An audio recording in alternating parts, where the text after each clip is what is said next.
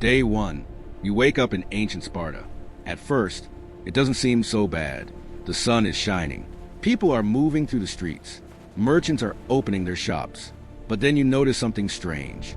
Everyone around you looks strong. Really strong. Because in Sparta, weakness is not admired. It is despised. And for the next 7 days, you'll have to survive one of the most brutal societies in human history. You stand up and take a look around. Nobody seems surprised to see armed men walking through the city. Nobody seems afraid. In fact, most people barely pay attention. That's when it hits you.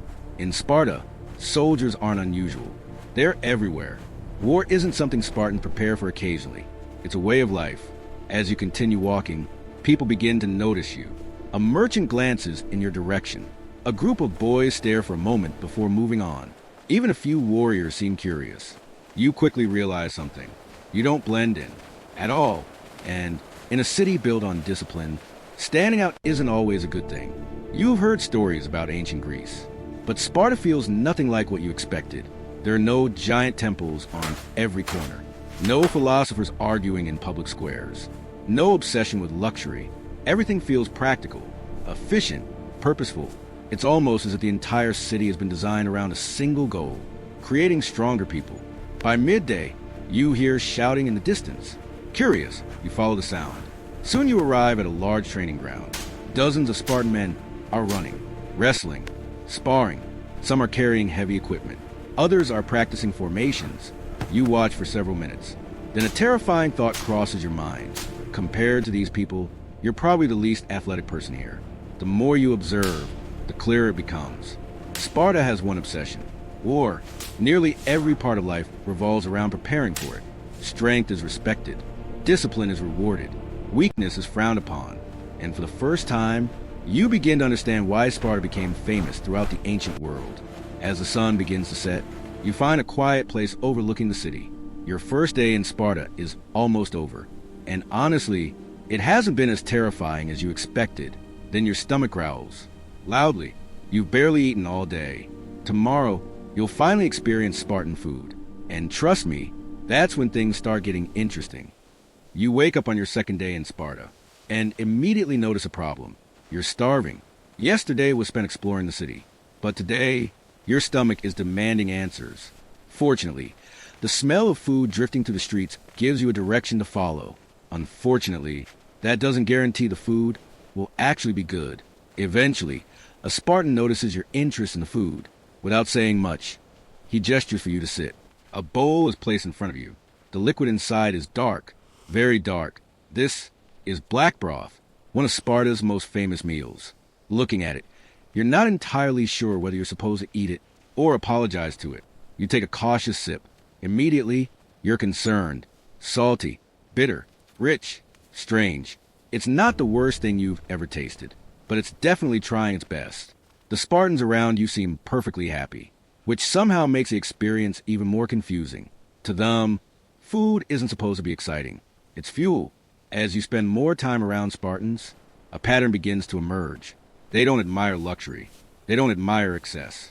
In fact, many Spartans believe comfort can make people weak, which explains a lot about the suit. Life here isn't designed to be enjoyable. It's designed to build discipline. Later that day, you decide to explore the marketplace. Compared to modern cities, it feels surprisingly small. There are no giant stores, no advertisements, no one trying to sell you a phone case you'll never use. Just food, tools, clothing, and people trying to get through the day. The longer you stay, the more you realize how physically demanding life is. Water has to be carried. Goods have to be moved. Food has to be prepared by hand. There are no machines, no vehicles, no shortcuts. Every task requires effort. Suddenly, carrying groceries from your car doesn't seem quite as annoying anymore. As the afternoon passes, you notice groups of young boys moving through the city. They're not playing. They're not causing trouble. They're training, running, following instructions, acting far older than their age. At first, it seems unusual. Then a Spartan explains something that completely catches you off guard. Many of these boys are preparing for the Agoge, Sparta's infamous training system. And tomorrow, you're going to learn exactly what that means. Your second day in Sparta comes to an end. You survived the food. Barely. But tomorrow, You'll discover how Sparta transformed ordinary children into some of the most feared warriors in history. You wake up on your third day in Sparta, still recovering from yesterday's food. As you walk through the city, something catches your attention. A group of boys rushes past you. They're moving quickly, following instructions, running in formation. At first, you assume they're playing. Then you notice something strange. Nobody is smiling. Curious, you ask a nearby Spartan what's going on. His answer surprises you. These boys are part of the Agoge, Sparta's famous training system. For centuries, it helped transform children into warriors. And for many Spartan boys, it began around the age of 7. 7 years old. Let that sink in. Imagine being sent away at 7. At 7, modern children are learning multiplication. These boys are preparing for military life. Entering the Agoge meant leaving your family behind. From that moment forward, instructors would shape nearly every part of your life. Discipline, endurance, obedience, strength, everything mattered. The training wasn't designed to be comfortable. In fact, comfort was almost the enemy. Food could be limited. Conditions could be harsh. Mistakes could bring punishment. The goal wasn't happiness. The goal was resilience. Boys were sometimes encouraged to steal food, not because stealing was good, but because it taught resourcefulness. The real problem wasn't getting caught. The real problem was getting caught. Watching these children train, you begin imagining yourself at 7 years old. Suddenly, surviving a week in Sparta feels a lot less impressive. Surviving childhood here? That's a different story. As the day comes to an end, one thing becomes clear. Spartans weren't born different. They were trained differently. And tomorrow, you'll discover what happened when those boys finally became warriors. You wake up on your 4th day in Sparta. Yesterday, you learned how Spartan boys were trained. Today, you're about to see the result. The boys from Agoge don't stay boys forever. Eventually, they become Spartan warriors. Everywhere you look, you see them. Men carrying shields. Men carrying spears. Men who spent most of their lives preparing for war. Suddenly, Sparta's reputation starts making a lot more sense. One thing quickly catches your attention. The shield. Every warrior seems to carry one. And, according to Spartan tradition, losing your shield was a serious disgrace, which becomes much less surprising when you actually try lifting one. These things are heavy. Later that day, a horn echoes across the training field. Warriors quickly form ranks. Shields lock together. Spears point forward. Within seconds, dozens of men become a single fighting force. This is a phalanx, one of the most feared military formations in the ancient world. Looking at the formation, you finally understand something important. Sparta wasn't dangerous because of one warrior. Sparta was dangerous because hundreds of warriors moved together, every man protecting the one beside him, every shield protecting the next. In Sparta, teamwork could mean survival. As the training continues, a warrior gestures toward an empty practice spear. For a moment, you consider saying no, then curiosity wins. Again, a decision that has not worked out particularly well for you so far. Holding the spear isn't the difficult part. Standing correctly isn't the difficult part.